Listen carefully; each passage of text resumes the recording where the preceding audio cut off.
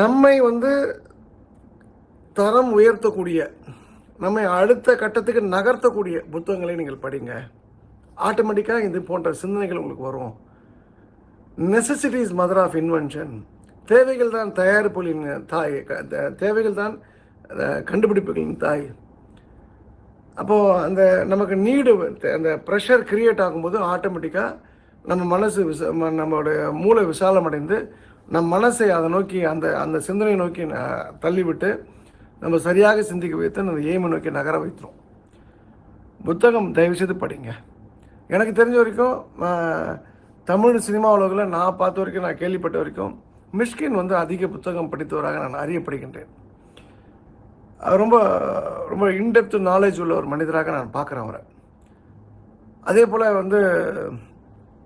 ஒரு ஒரு டிஃப்ரெண்ட்டான கதை எடுக்கிறாங்க. மெய்யழகன் படம், 96 படம், டைரக்டர் பிரேம் இருக்காருன்னா, ஒன்று புத்தகத்தோடு இருக்கணும், இல்லை ஃபீல்டில் விழுந்து அடிபட்டு உதப்பட்டு அதுக்குள்ளேயே கிடக்கணும். அந்த குளம் இருக்குன்னா அந்த குளத்துக்குள்ளேயே கதியாக கடந்து அது மீனை பிடிக்கிறாரா ஆமையை பிடிக்கிறான்றலாம் அதே கதியாக கடந்து உன் பௌளவாயை காண்பேனேன்னு குலசேகர ஆழ்வார் பெருமாளை பார்த்து சொன்னது அங்கேயே கிடக்கணும், அதாக மாறிடணும். இது ரெண்டு தான். புக்ஸ் நிறைய படிங்க. ஏன் அந்த சினிமா பீப்புள் சொல்கிறேன்னா, நிறைய அவங்க எனக்கு ரொம்ப என்ன சொல்கிறது, நெஞ்சோடு கனெக்ட் ஆகக்கூடியவங்க ரெண்டு பேருமே. எனக்கு மிஷ்கின் ரொம்ப பிடிச்ச ஒரு அற்புதமான மனிதர். எந்த ஒரு பந்தாவம் இல்லாமல், ஒரு ஆரவாரம் இல்லாத, குடுக்கும்னு எண்ணக்கூடிய ஒரு அற்புதமான மனிதர். மெய்யழகன் அந்த டைரக்டர் ஏன் பிடிச்சுன்னு தெரியல. அவர் பேசக்கூடிய விஷயம், எடுத்து முன்வைக்கக்கூடிய வாதங்கள், அவருடைய பிக்சரைசேஷன், இது மாதிரி நிறைய விஷயங்கள் இருக்குது. அதான் என்னுடைய சிந்தனை இப்படி தான் இருக்கும். இன்ஃபேக்ட் நேற்று ஒரு ஒரு ஒரு மிக முக்கியமான மீட்டிங்கு, இரவு 1 மணி ஆகிடுச்சு மீட்டிங் முடியறதுக்கு. அங்கே அவர் பேசுகிறார். ஒரு பெரிய ஒரு மனிதர், மிகப்பெரிய மனிதர். நான் யோசிக்கவே இல்லை, நான் சிந்திக்கவே இல்லை இவர் இந்த அளவுக்கு நாலேஜபிளாக இருப்பாரா அப்படின்னு சொல்லிட்டு மிரண்டு போயிட்டேன். Highly knowledgeable, highly skilful.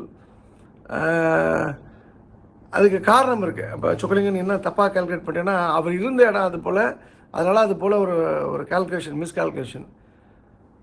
பிரமிச்சு போயிட்டேன். எவ்வளோ ஒரு டெக்னாலஜி சவுண்டு, டெக்னிக்கலாக எவ்வளோ சவுண்டாக இருக்காங்க, டெக்னாலஜி நாலேஜு, எல்லா விஷயங்களும் புள்ளி விவரத்தில் பேசக்கூடிய, எந்த வித துண்டு சீட்டம் இல்லாமல் பேசக்கூடிய ஒரு ஒரு ஆளை நான் பார்த்ததில் பெரிய மகிழ்ச்சி. இதெல்லாம் எப்படி சாத்தியமாகுதுன்னா, மூணாவது விஷயம் இன்வால்மெண்ட்டு. கடமைக்கு செய்தால் தோல்வி. திரும்ப புரிஞ்சுங்க, கடமைக்கு செய்தால் தோல்வி. கடமை, இது நம்முடைய கடமை என்று லாப நோக்கம் பார்க்காமல் தொடர்ந்து உங்களை அர்ப்பணித்து செய்தால் வெற்றி. அப்போது அந்த இன்வால்மெண்ட் எப்போ வரும்னா, நமக்கு என்ன வரும், நமக்கு இதில் பணம் வருமா வராதா, நல்ல பேர் வருமா வராதா, அதெல்லாம் கிடையாது. பண்ணுற வேலையே உருப்படியாக இன்வால்மெண்ட்டோட பண்ணோம் அப்படின்னு சொன்னால் இந்த 3 விஷயங்களும் கனெக்ட் ஆகிடும். ஸோ நெட் உங்கள் லைஃப்பில் நீங்கள் பிரமாண்டமான வெற்றி பெறணும் அப்படின்னு சொன்னால், நீங்கள் என்ன கேடுகட்ட திருட்டு வேலை பண்ணால் கூட அது இன்வால்மெண்ட்டோட பண்ணுங்கள். அது பண்ணக்கூடாது. அது ரெண்டாவது விஷயம். ஒஸ்ட்டு விஷயம், நீங்கள் டாய்லெட் க்ளீன் பண்ணுற வேலையா, அது இன்வால்மெண்ட்டோட பண்ணுங்கள். நீங்கள் சமைக்கிற வேலையா, இன்வால்மெண்ட்டோட பண்ணுங்கள். இன்ஃபேக்ட் நீங்கள் பார்க்கலாம், இன்வால்மெண்ட் யாருக்கு இல்லைன்னு சொல்லிட்டு. கையில் ஒரு பொருள் வச்சுருப்பாங்க, அந்த பொருளை ஒரு இடத்துல வைக்கணும். அதை கையிலே வச்சுருப்பாங்க, அதோட 4 வேலையை பார்ப்பாங்க. இங்கேருந்து அங்கேருந்து இங்கே போவாங்க. அந்த பொருளை அந்த இடத்துல வச்சுட்டா வேலை முடிஞ்சுன்றது தெரியாது. மூளை அதுக்கான அந்த ஸ்பீடாக வராது. அப்போனா தேர் அண்டர் ப்ரெஷரு. நீங்கள் அதிகமான சோஷியல் ப்ரெஷரோட நீங்கள் வாழ்ந்தீங்கன்னா உங்களால் சிங்க் ஆக முடியாது. இதையும் நீங்கள் கணக்கில் எடுத்துங்க. அப்போ சிங்க் ஆகலைன்னா இந்த பிரபஞ்ச சக்தியோட உங்களால் உங்களுக்கு இன்வால்மெண்ட்ன்றதே வராது. வெற்றின்றது எட்டாக்கனியாக இருக்கும். ஸோ சிம்பிள், நிறைய புக்கு படிங்க. இல்லைனா அந்த ஃபீல்டில் நீங்கள் கற்றுக்கணுன்ட்டு குதிச்சிருங்க. இல்லைனா நாலேஜபிள் பீப்புள் கீழே வேலை பாருங்கள். எல்லாத்தையும் விட மேலே இன்வால்மெண்ட், அது நம்ம கண்ட்ரோலில் இருக்குது. மறதி வரவே வராது. இன்வால்மெண்ட் இருந்ததுன்னா, மறதி வரலனாலே நீங்கள் ஒரு தனித்துவத்துடன் பார்க்கப்படுவீர்கள்.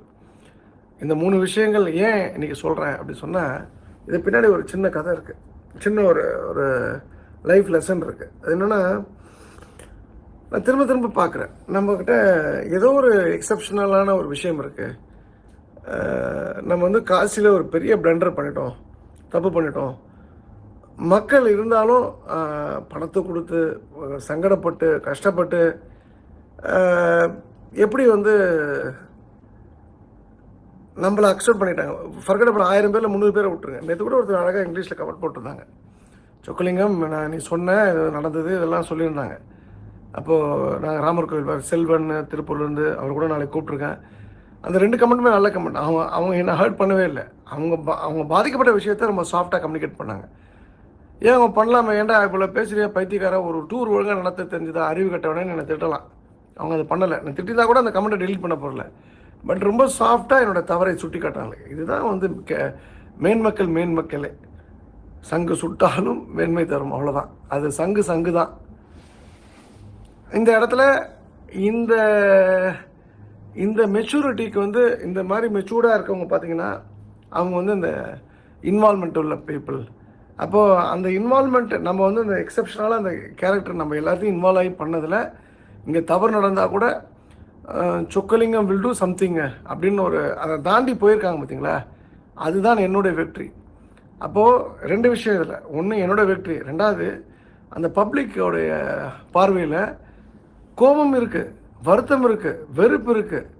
ஆனாலும் என்னை தூக்கி போடணுன்ற ஒரு எண்ணம் அவங்களுக்கு வராதுன்றது எனக்கு தெரியும். அதுக்கு என்ன காரணம்? அதுக்கு வந்து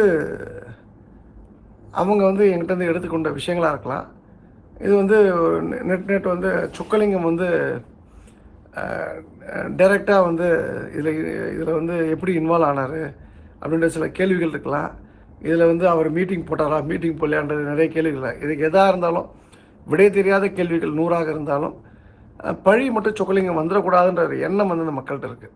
அப்போது அதுக்கு காரணம் நான் வந்து சொன்ன கருத்துக்கள் படி நான் வாழ்ந்திருக்கேன். நம்பர் 2, அந்த கருத்துக்களை படி நாமளும் வாழணுன்றது அவங்க முடிவெடுத்தனால. ஸோ இது ஒரு என்ன சொல்கிறது, இது ஒரு தீப்பற்றி, ஒரு குடிசை தீப்பற்றி இருக்கும்போது பக்கத்து குடிசைக்கு தீ பரவது போல் இது ஒரு நல்ல எஃபெக்ட். இது நல்ல எஃபெக்டு. அப்போ இந்த இடத்துல ஒரு பெரிய மனமாச்சரியங்கள் இல்லாமல், பெரிய தகராறு இல்லாமல், ஒரு மாதிரி ஒரு லவபுளான ஒரு எண்டிங்கோடு அது முடிஞ்சுது. தவறுகள் 100% என் மேலே இருந்தாலும் முடிஞ்சதுக்கு காரணம் என்னென்னா அந்த பப்ளிக், அந்த டீம், அந்த வந்தவங்க மாற்றப்பட்டிருக்காங்க, மாறி இருக்கின்றார்கள். கத்துனவங்க 5% 10% கத்துனாங்க, குறை சொன்னாங்க, சாப்பாடை வேஸ்ட் பண்ணாங்க, க்யூவில் நிற்காமல் சாப்பாடு வாங்கினது. என்னோடய சகோதரிகள் 2 பேர் எங்கேயுமே க்யூவில் நின்னது இல்லையா. என்னம்மா க்யூவில் நிற்கலையான்னு கேட்டால், இப்போ தான் நான் இங்கே தான் நின்றுந்தாங்க, பாத்ரூம் போயிட்டு வந்தேன் அப்படின்னு சொல்லி பூந்துருக்கவங்க இருக்காங்க. சாப்பாடை லெஃப்ட் அண்ட் ரைட் வேஸ்ட் பண்ணுவாங்க. அதெல்லாம் நம்மளுடைய டீம் ஆஃப் பீப்புள் கிடையாது. இவ்வளோ பிரச்சனைக்கு நடுவுலையும் வந்து அந்த அக்செப்டபிலிட்டி இருக்குது பார்த்தீங்களா, சகிப்புத்தன்மை, அதுதான் ரொம்ப முக்கியம். அதுதான் இந்த வீடியோட பேஸ் பாயிண்ட்டு. எதாக இருந்தாலும் அந்த சகிப்புத்தன்மைன்ற ஒரு விஷயத்தை வளர்த்துக்கிட்டோம் அப்படின்னு சொன்னால் அது வந்து உங்களுக்கு ஒரு பிரம்மாண்டமான ஒரு இலக்கை நிர்ணயித்து உங்கள் வாழ்க்கையில் அதை தொட வைக்கவும் இந்த பிரபஞ்சம் உதவி பண்ணும். சும்மா இலக்கை ஃபிக்ஸ் பண்ணுறது மட்டும் இல்லை, ஃபிக்ஸான இலக்கை தொட வைக்கிறதுக்கும் அந்த சகிப்புத்தன்மை உதவும். ஸோ இது முதல் முறையாக சகிப்புத்தன்மைன்ற ஒரு விஷயத்தை நான் வந்து வீடியோவில் பதிவிடுறேன்.